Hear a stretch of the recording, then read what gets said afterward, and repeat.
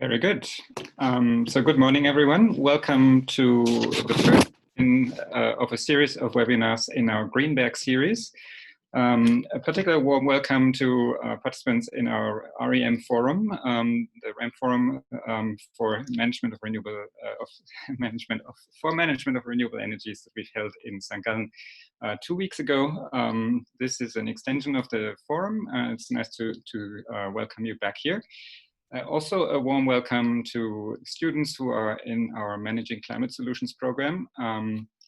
It's nice to see you here as well. We look forward to having discussions from both groups of participants, and we also welcome new participants from around the world who have signed up specifically for this webinar. Today is the first in a series of 5 webinars, and the topic for today is the role of product bundling to electrify post-Covid-19 urban transport. And I'll hand it over to the moderator for today, which is Jana Plananska. Please, Jana. Thanks a lot, Rolf, for a very nice introduction, and welcome to all of our participants. So I'll start the share screening now. Very good. So yeah, thanks a lot. A warm welcome also from me. I'm very happy to welcome you all at our webinar that is looking at the role of product bundling to electrify post-COVID-19 urban transport. And I am very happy to be able to host this webinar with my colleague Nathalie Dällenbach from the Institute of Professor Hagen. And we are more than happy to welcome our 2 speakers, Judith Häberli, co-founder and CEO of Urban Connect, and Stefan Büsser, product manager e-mobility from Repower. Yes, they wave at you. Who will talk about how their companies are using product bundling to electrify urban mobility and private mobility as such. But before their very interesting presentations that each should take approximately 10 minutes, I'll also tell you a little bit more about why it is actually relevant to talk about urban mobility post-COVID-19 and what product bundling actually is. And all this will take approximately half an hour. And after that, we'll jump into a question and answer session where we will open the door for your questions, for which we would like to encourage you to write the questions in the chat tool. It should be at the bottom of the screen somewhere. And my colleague Nathalie will then help moderate that question and answer session that we will wrap up shortly before 12, so that we don't keep you too long from your Friday afternoon and the weekend. But well, let's get to it. So firstly, why it is actually relevant to talk about urban transport post-COVID-19 and what product bundling actually is. So I'm sure that you all are well aware of the challenges that urban mobility has been facing recently, namely increased congestion, increased pollution, also limited accessibility of vulnerable groups of population, namely elderly and disabled. And all of these technical challenges are really difficult to manage, also because urban transport is not only a question of technical infrastructures, but a lot of symbolic feelings and attachments and status, social norms, for example, as well, are being attached to the use of not only electric vehicles, but all modes of mobility. And therefore, it is very important for us to think, okay, how to manage more our urban mobility systems to more sustainable futures. And well, then came COVID. COVID had a huge impact on our society and economy at large, however, even more so on transport. The huge disruption that happened in the first month of 2020 resulted in a fall of the global road transport by 50% by the end of March 2020 compared to 2019 levels, and aviation dropped even more by 75% in mid-April 2020. And when the cities started reopening over summer, these trends led to newly emerging trends in view of the COVID-19 pandemic and the threats of, for example, security issues or resulting from the need to socially distance ourselves. And that led to the firstly fall of public transport usage, when the use of public transport solutions, depending on the city, dropped by 70 to 90%. And on the contrary, people started opting more for private transport solutions, such as started driving cars again more. The numbers differ depending on the study. However, it ranges from 20 to 40% of an increase in private drivership. And also micromobility and active transport solutions increased, again, in the magnitude of 40 to 60%. However, we can imagine that if everyone started driving their diesel or benzene car again, that would only aggravate the challenges that urban transport systems have been already facing, namely increased congestion and pollution. But how can we actually make the most of the current trends and actually navigate these systems towards more electric, low carbon mobility overall? Well, product bundling can be a solution. So what is actually product bundling? Product bundling is a very common marketing strategy that has been defined by Stremmer and Tellis as a sale of 2 or more products in one package. It is a strategic coupling of components in the bundles that then increase the value to consumers, either by decreasing the overall price of the bundle when the bundle itself is cheaper than purchasing individual components individually, or through bringing added value by combining complementary products in view of, for example, especially in terms of innovation purchases, bundles also decrease the risk attached to getting to know individual components, or also increasing convenience, since purchasing the bundled product allows the consumer to limit the time and effort that they would have to spend purchasing individual components one by one individually. And the typical examples of the bundles are, for example, are seen on this slide. Typical one is a menu in a restaurant, a 3-course menu, where you purchase together the entree, main dish, and dessert, or a combo, as you can see here on the picture from a fast food.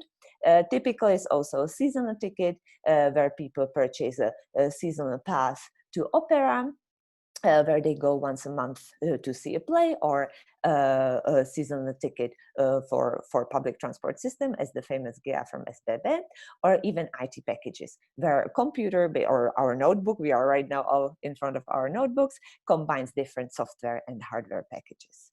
And while bundles are especially effective, or have been found especially effective towards people who are either not so knowledgeable about the purchase or are not so motivated to dedicate increased effort to the purchase. And bundles have been also used in mobility as such, especially to promote EV purchases, when a lot of companies and utilities are bundling EVs with charging services, and as we will also hear from Stefan very quickly, or the public transport seasonal tickets, as I have just talked about GEA.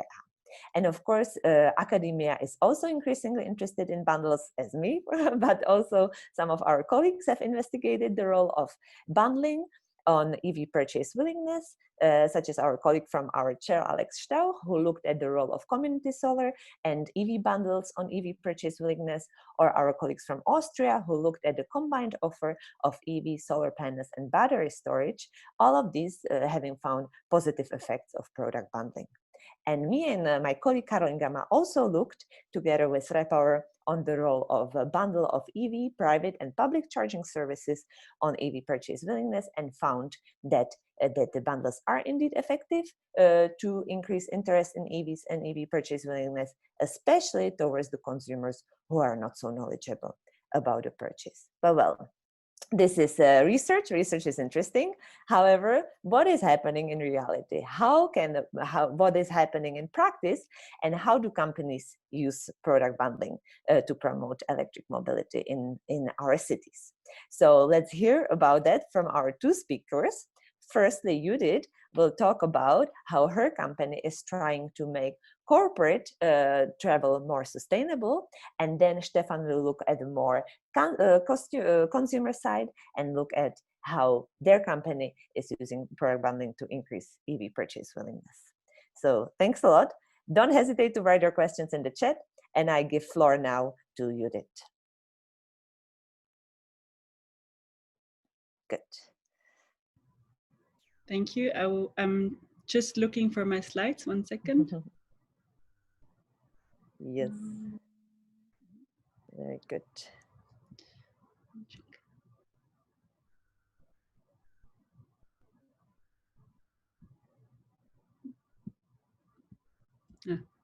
No. Okay, I only see my desktop, but I have it in here. Let me see now. There we Very go. good. I think, yes, we see your slides Exactly. for sure. Now I have to quickly make it into, exactly, there we go. Very So good. thank you for having me, Jana. So I will straight forward start with this slide, which is probably familiar to every one of us. And I want to start with the note that on average, maybe that's not true for 2020, but in the last 20 years on average, we are stuck in traffic 1 week of every year. And this is a global average. And we don't, like often when we think about traffic, being stuck in traffic, we think about coming home from Italy after the summer holidays. But in fact, we are stuck in traffic quite often as well in the morning when we go into work, into the city, or in the evening when we want to get out of the city after work. And in this context, I would like to introduce you to Fritz. And Fritz actually gets to work by bike. Here he comes. And he's much quicker than anyone else. But jokes aside, it's a serious issue, the mobility sector. I believe it's not just the traffic, but the transportation sector is responsible for almost 1/4 of global CO2 emissions. So this as a kind of the two ideas why we talk with one another today. I think traffic is an issue and CO2 emissions are an issue. And we at Urban Connect are accelerating the shift to a low carbon economy by working with corporates and reducing traffic in cities. What do we actually do? We offer a mobility platform for corporates that offers an ecosystem of low carbon vehicles to their employees. Our business model is based on 3 premises.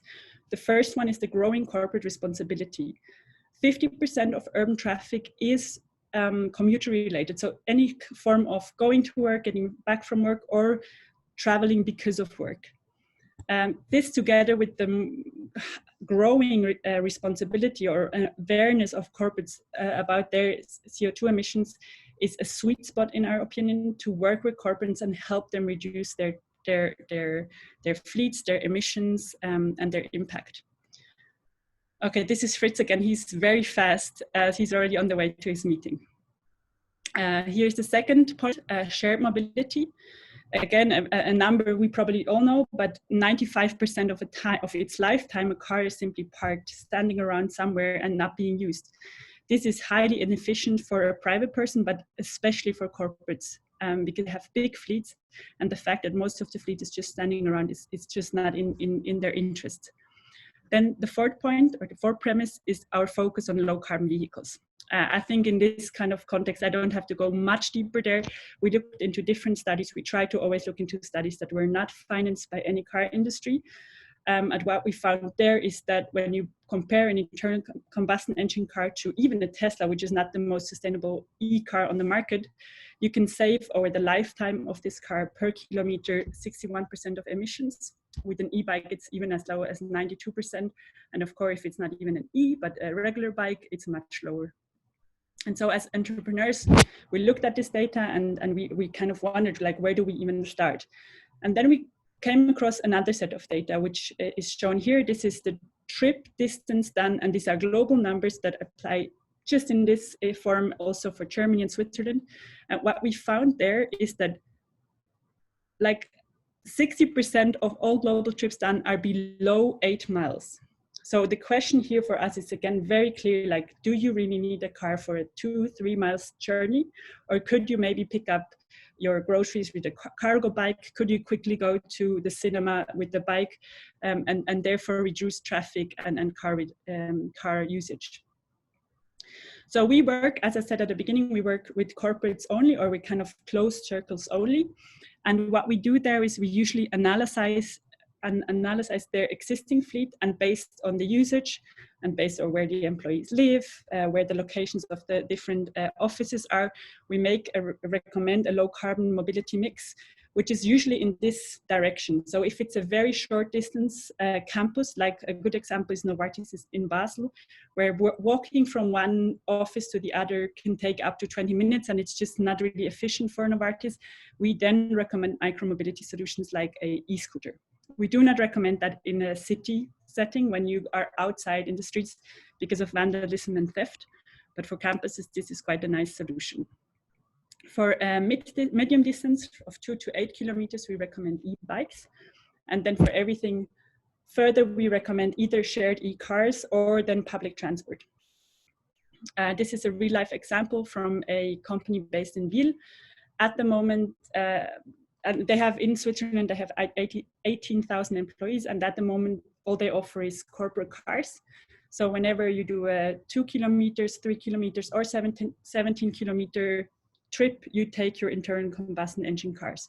So we also help them evaluate their locations, their employee homes, in order to recommend a more sustainable mobility mix, which would then probably look something like that, with an e-scooter for short distances on campus, and then e-bikes for the 4.5 kilometer ride that you see here, and then only a shared e-car for longer distances. Exactly. For a user, the app is the main interface apart from the vehicles themselves. And it's structured in a way that makes it as easy and as convenient to get onto the vehicle and drive off. So it's very, like it's 3 steps. You can unlock either, no matter if it's a car, a scooter or a bike, via the same app, and you can ride off. You can report any kind of issues with the vehicle, and we take care then of everything in the background. Which leads us to why would a corporate work with us? It's really cool for the employees, that's clear, but why do corporates work with us? I think the first point is that we work with really high quality products. They're usually branded, so they also reflect something about the company. The next thing is the software and fleet intelligence, which is actually our actually what we do at Urban Connect. We don't produce the bikes or the cars ourselves, of course, but we have a really good software that connects everything to mechanics, to insurance cases, etc. And we make it very easy for a corporate to also have access to a backend and see how the fleet is being used, how it could be optimized. Every month we send reports of how the fleet is being used. Part of it is also a CO2 emission report that is more and more liked by corporates, which is a nice development. I think 5 to 7 years ago, it was kind of like this slide we jump, but now I think they're really interested in that part too. Then the next step is the insurance and financing, regular maintenance, and then also the charging station. So our idea is really to offer a holistic product so that our clients can focus on their key task while we take care of everything with regards to mobility in the background. I would like to go through 3 examples of existing clients and how we added value to them. The first client is Hilti, based in Liechtenstein. We started with them in May last year. And we were really interested because we didn't have so much data on before and after in 2019. So we really did a big in-depth study with them on how do their employees commute before. And then we introduced the bike fleet, and we did another study based on the data that they use it, and also survey after 9 months of usage. And we were really nervous because we were also a bit worried that maybe with our e-bikes we do replace footwalk mainly, which would not be the most sustainable solution, right? But we were very happy that based on those 2 mobility mixes, we could actually prove based on Hilti that we help with every kilometer traveled by our bikes to reduce CO2 emissions by 92%. So we were very relieved when we had the results. Another client, Roche in Basel, we started with them in spring 2018. And what we are very happy about is that they had, just until we started, they had a shuttle bus that was riding around Basel all day long and helping people to get to meetings and from one office to the next. And after implementing our solution in March 2018, we are now at, we are now much, much further already, but we are, I think, at 45,000 bookings.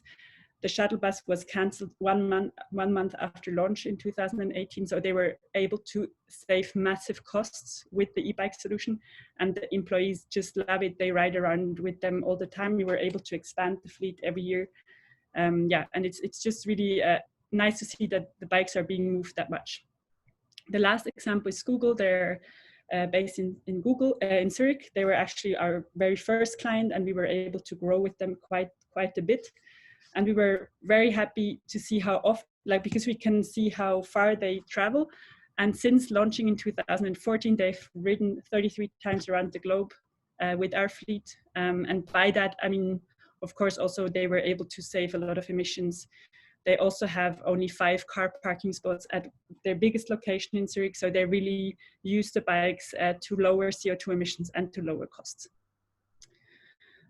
Jana also asked me about the COVID impact that we have at Urban Connect. And the first impact that we have is not the most positive one. I mean, we do see it as a big challenge that people stay at home, although out of a sustainability perspective, this is quite cool. So on a private level, I think it's actually interesting to see the development. Of course, for us, that meant that many contracts were delayed because people were just not in the office, and we don't want to put bikes when they're not being used.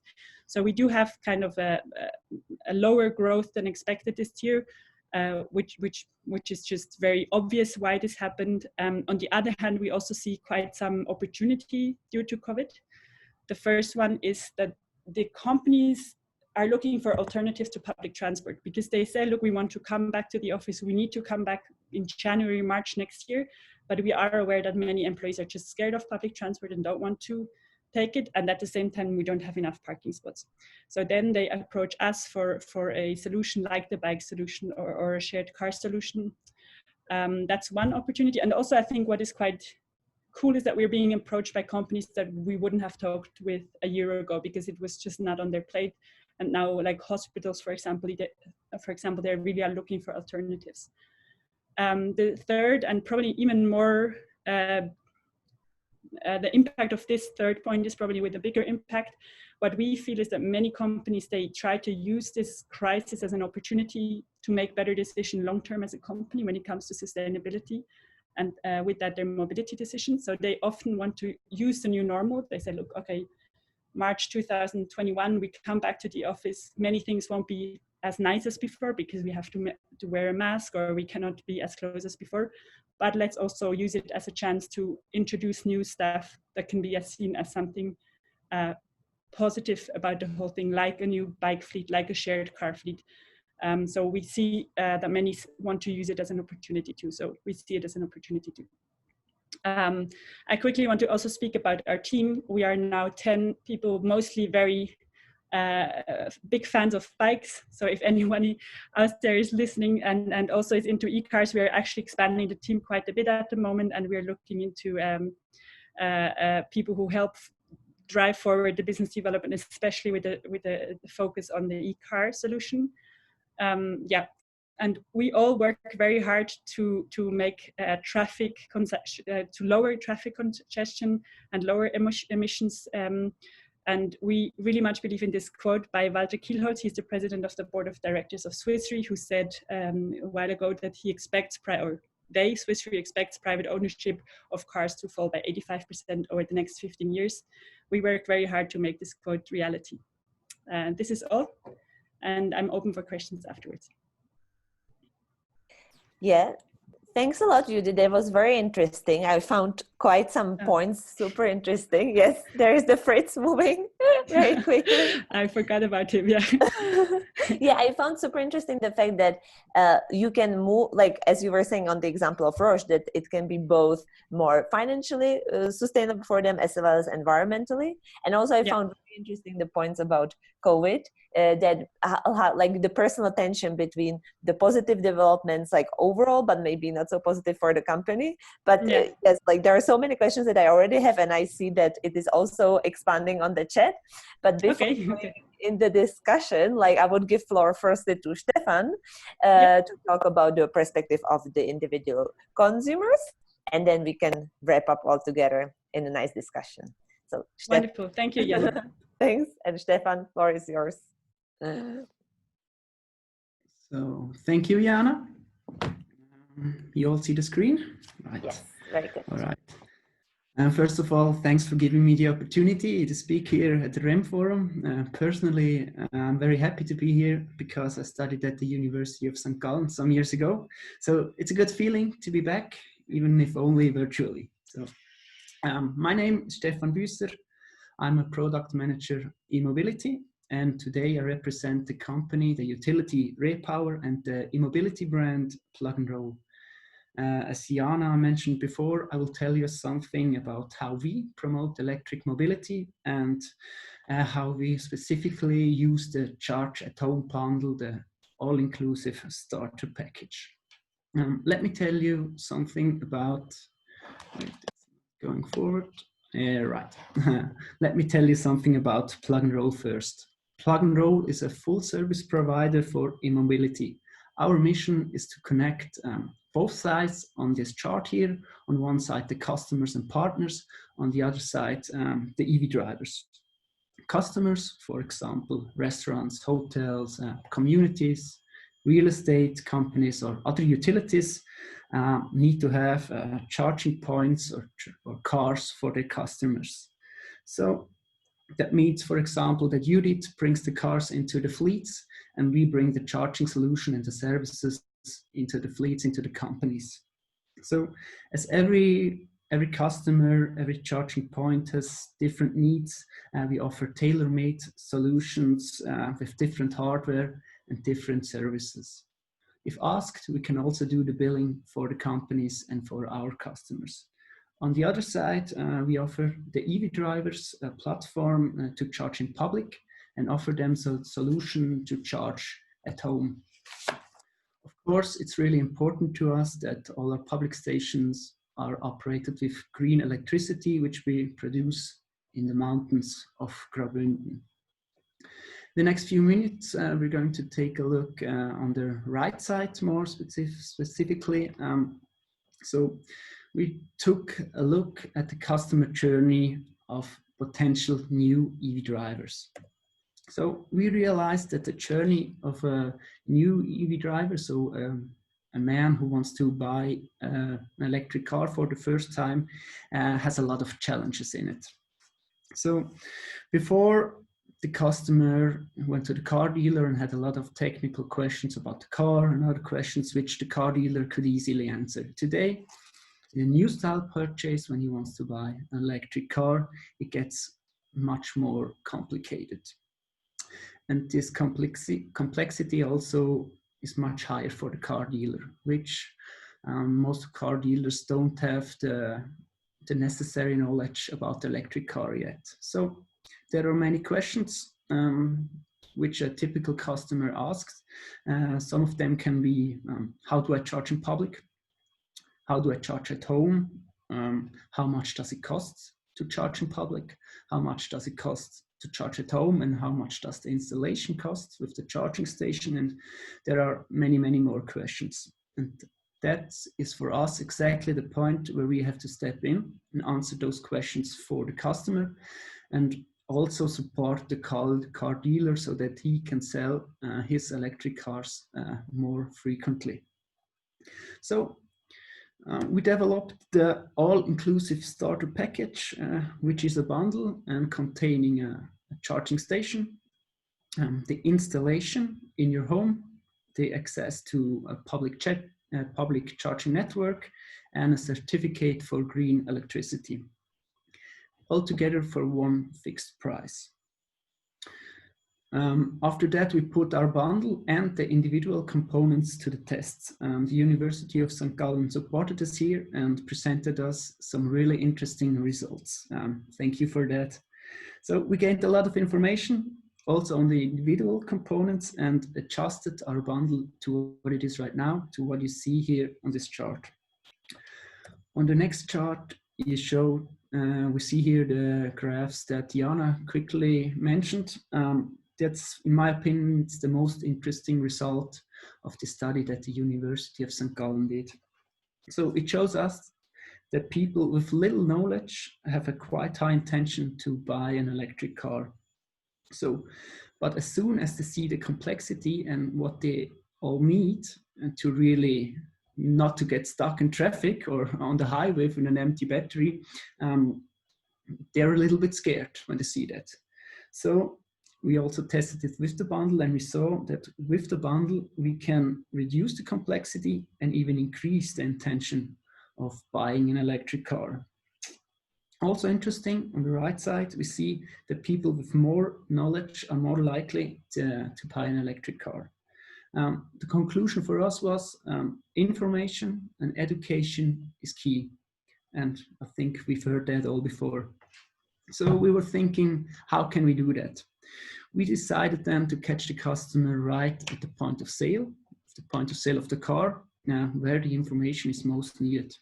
We designed a display with a functioning charging station, flyers, brochures, and so on. Basically, a lot of information to show the customer what he needs, where he can get it, and of course, what's inside the bundle. Also, we shared some information for customers who don't have a home on their own, so they have a shared garage, and we told them what solutions can be best for bigger garages. So they have different needs than homeowners. Sorry. Afterwards, we contacted the car dealers, presented them the bundle and the display, and we offered to place the display in the showrooms, and especially in the spring fairs who were planned for March and April, and to present it there. So we were trying to reduce complexity for them and the customers, giving them a demonstration object, and of course, doing some promotion for us. A lot of car dealers were really interested to show the display, especially in the spring fairs and in the showrooms. So far so good, it was going good, but then, you know, COVID-19 hit Europe and Switzerland. So the spring fairs were cancelled. Also EV launches were postponed, and the car sales crashed in total, not the electric ones, but the car sales in totals. So overall, it was just a big insecurity for all the car dealers. And unfortunately, we didn't get the chance to show our bundle and the display at the fairs and in the showrooms so much as we hoped. So we then shifted more to online channels.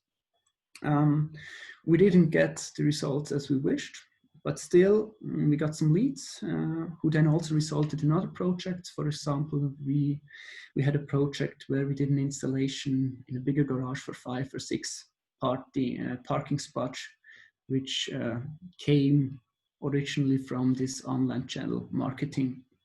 So, however, we're still convinced that the right point of sale for the bundle is also, the point of sale for the cars, and we're still planning to do that. This brings us to the future plans.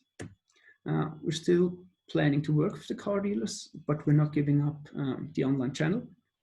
So why shouldn't we promote the bundle on platforms like AutoScout24, for example? That's another point of sale where we can catch the customer and remove the complexity and the barriers. There are new exhibitions in 2021, we hope. I hope the situation gets better until then, so we can present our bundle there.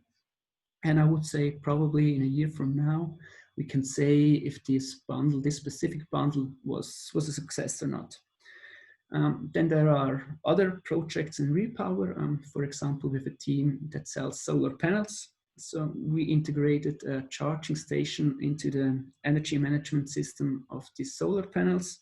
That means that the customer has the option to charge his car only when the sun is shining, meaning when he produces electricity. So we already started to sell that, and that bundle is quite popular. People with solar panels on the room happen to often drive electric, which is a really nice combination.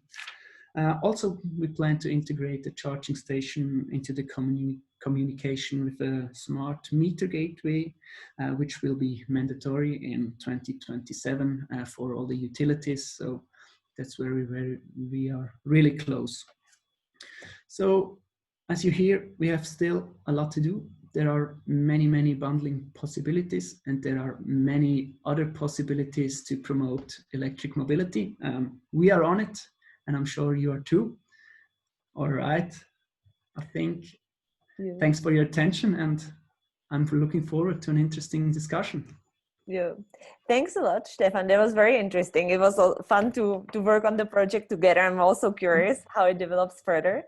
I was like I see also a pattern here, what you are saying, kind of the COVID-19 situation represents a lot of challenges for us, but also new opportunities. And we have talked about the new opportunities in the both of your presentations.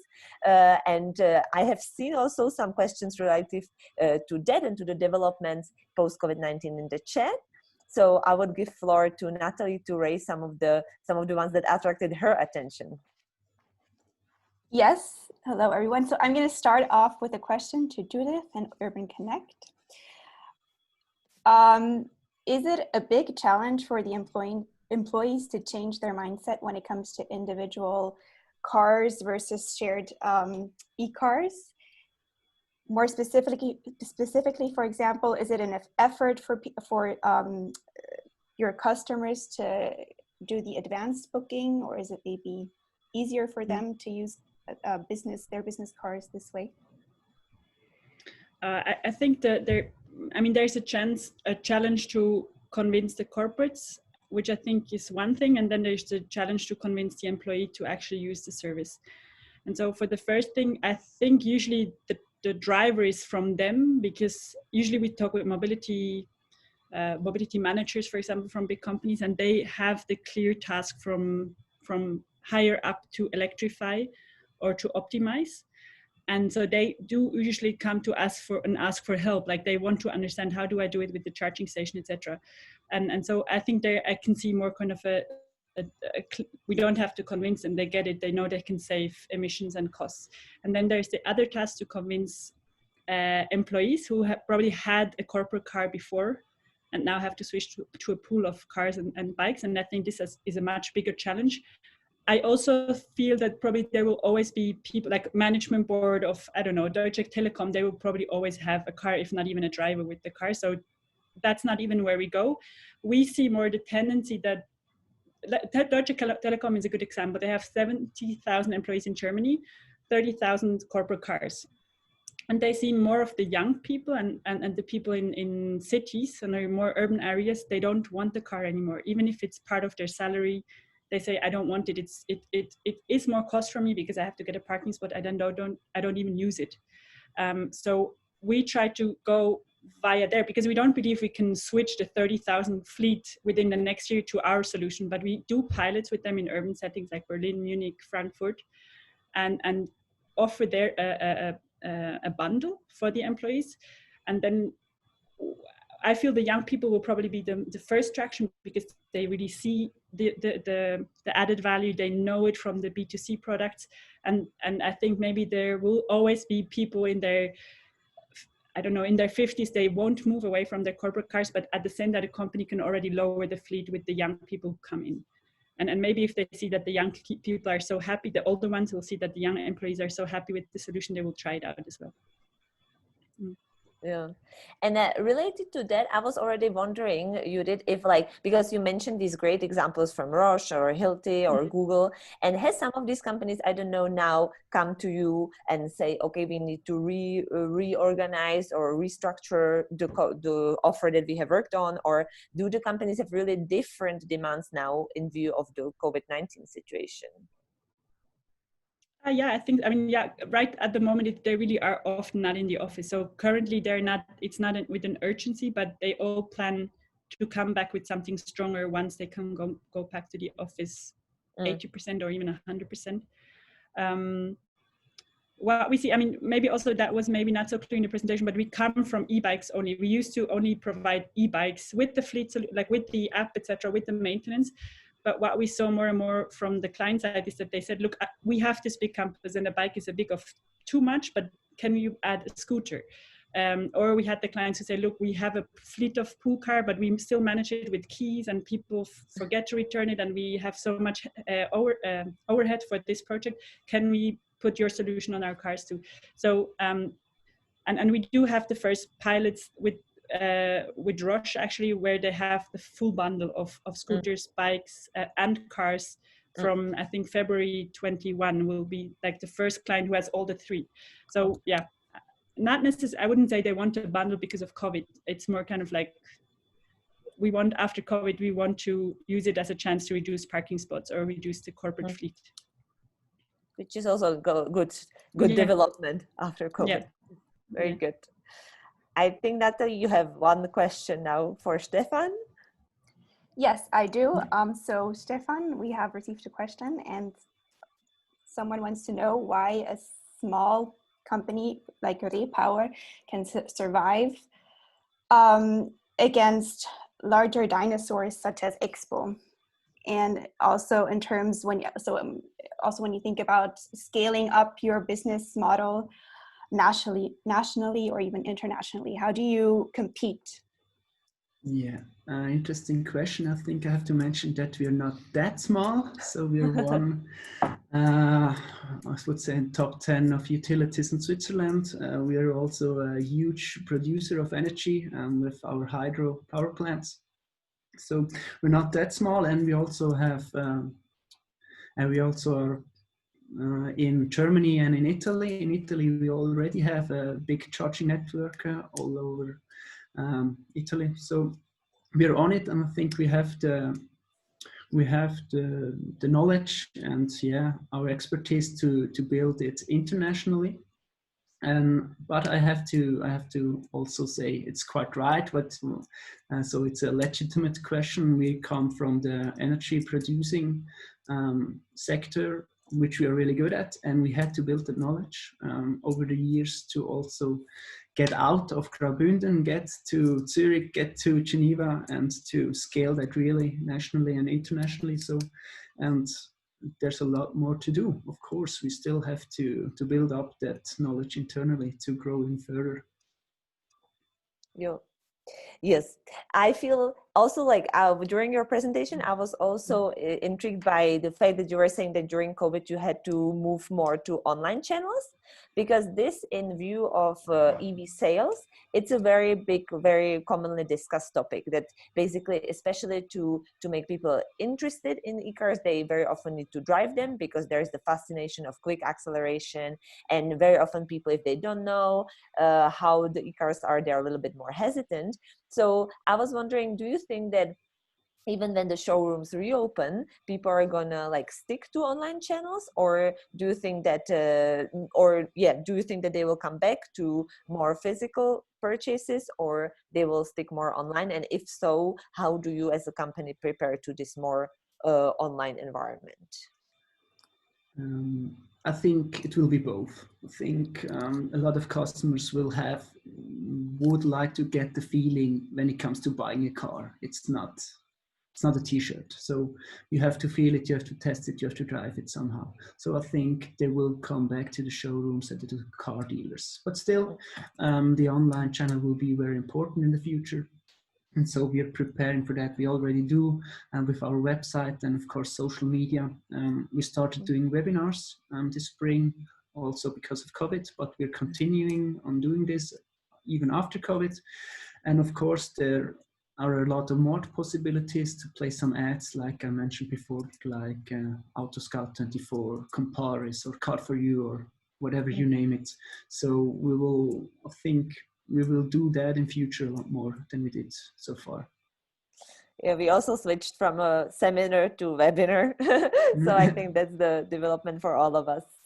But yeah, Nathalie, can you are there some other interesting questions in the chat? I will go ahead and go back to Judith.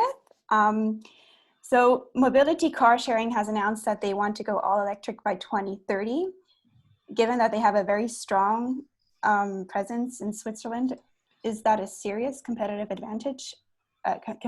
threat, to you? And if not, what is your unique selling proposition? It's a very good question. So somebody must be on their newsletter. No, it just came out, I think 2 weeks ago. Mm-hmm. Yeah, I mean, it is an indirect competitor, I would totally say. And I am a big fan of mobility. I mean, they do car sharing things over 30 years. It's kind of so visionary to me. So I really think they're fantastic, but their focus is clearly on B2C. Our focus is clearly and exclusively on B2B. So we think out of the corporate use. So for us, it's really important, and also where we are different, and we have an integration into an ERP system of the client, where when a marketing person books a pool bike or pool car, it goes into the marketing budget, etc. So we really think out of the corporate, and we keep that focus, and I think that makes us stronger. Plus, we offer a bundle, whereas mobility, I mean, they tried a scooter, so a moped, but they took it out after 6 months because it didn't work. And so we really offer the bundle, and we offer this fleet optimization tool. So we can go to a corporate with 1,000 cars, put our tool in it, in an existing fleet, evaluate the usage, based together with other data. We can then recommend a fleet of less cars, electric cars, and also that I want to say it's not just electric cars. If there's a clear use for a hybrid or even an internal combustion engine car, because it's being just used in a different way, our solution can do that. But we can also say, look, for this 100 of 1,000 cars, they are never used for more than 5 kilometers. Why don't you replace that with an e-bike, with a cargo bike, or with a scooter? And at the moment, at least, I think that could also change until 2030, of course, with mobility, but they don't offer any other modes of transport. Yeah, just like I was thinking that now when you said that this is basically not a direct competitor for you, like mobility could be a competitor for car dealers or to company like Stefan's or to Stefan's bundle technically. So I mean, they are already in Zurich. More than 50% don't own a car. People living in Zurich, and I think that has a lot to do with our fantastic public transport offering, and with the mobility cars that are at every second corner, right? It's like you don't need the car. It's just, I mean, in our apartment, a parking spot is 300 francs a month. So we would be stupid to own a car when there is a mobility or a Six close by. Yeah, maybe. Yes. Well, I believe that maybe the situation is different in cities and on the countryside, right? Because absolutely, then, yeah. like, there are still clients for Stefan and for the bundle that Stefan is offering. Right? I didn't want to make Stefan feel bad. I mean, maybe Stefan should work with mobility and find a solution there. And also, I agree with the gap of countryside and cities, but also I think by now, I don't know if we reach it already, but I think 80% of global citizens live in cities, and the direction is going that more and more people will be living in cities. So I think one should focus on solutions in the cities too, not only, but I think there's the development goes even more into this direction. Yeah. Maybe just to pick up on what Judith just said, we'll go back to Stefan for another question to Stefan. So do you exclusively focus on e-cars, or do you see opportunities for collaborating with other other companies like train companies, or have you thought about expanding into other areas of e-mobility such as bikes or agricultural vehicles, for example? We do something with e-bikes, but there's not much potential to it because it's quite easy to charge an e-bike. So it's not this business case that we have with electric cars, but we are developing to public transport, so electric buses. That's what we did. We have projects here in Graubünden, and we also are planning to do something with heavy vehicles. Yeah. That's what we're going to, but not to trains or something like that. Which is actually a good development to see that electric motors and engines can be used for heavy vehicles, right? Because there is always, if there is a critique about electric mobility, it goes in the usage or in the range and the weight that you can use only small cars. So it's good to see that you have a project ongoing. Yes. I don't know, is there a very quick question from the audience, Nathalie?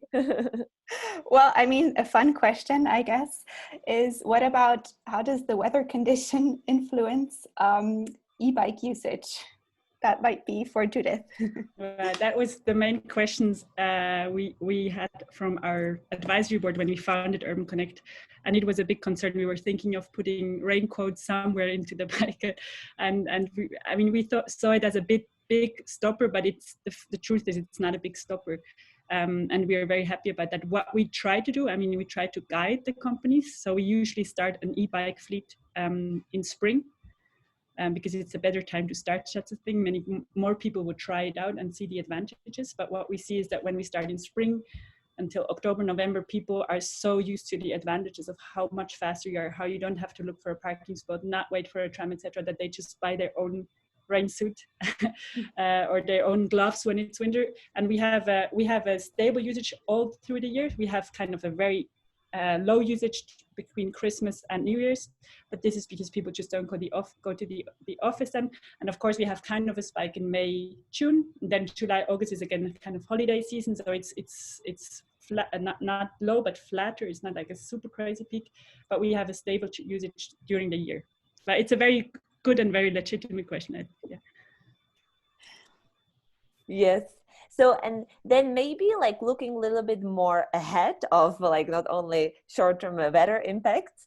I mean, I was very intrigued also by the quote that you said at the end of your slides, Judith, that Walter Kielholz believes from Switzerland believes that the private ownership of private cars will drop by 85% within the next 15 years. But then at the same time, we have the current trends in the cities building up. So how do you think that it's gonna, like in terms of firstly private car ownership, the situation is gonna develop in the next 2 to 3 years? And overall, how do you think that the urban mobility will now be shaped for the short to midterm future? And maybe we can start with you, Judith, but also Stefan, we can also hear from you. What do you think on that? So if I understand correctly, it's kind of I think also Walter Kielholz said that before COVID, and now COVID came and more people went into the private direction again. So I think it's quite a brave statement. 15 years is not that much. We can all think back where we were 15 years ago. It's not that long ago. So I think it's a bit maybe of an overstatement, but the direction is certainly right. And I believe even with COVID, because more and more people try to live in cities, that's the first argument, and they will move back from private car because they don't no longer need it. I think the need for cars will still be there. Because people will still need a car to go to IKEA, to go for a holiday or whatever. My long-term, but that's not 15 years, that's a bit longer. I think there will be more sharing and more self-driving cars and more electric cars, which I hope will lead to more space in the cities, because currently 30% of public space in the city is reserved for cars, be it parking, be it streets.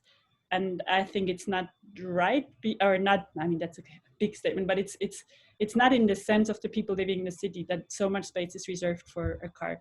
And I hope that autonomous electric cars that are shared will lead to much less needed space. Yeah. If there is COVID or not, I'm sure there will be kind of a cleaning mechanism in an like if a car can drive on its own, it can also clean or make sure it's clean on its own. I don't think COVID will have an impact on that development. Yeah, very good. Yeah, Stefan, would you like to like add something to that? Yeah, I also think that 15 years are a little bit too optimistic. I'm sure it will become reality. I'm not sure about the 15 years. So I live on the countryside.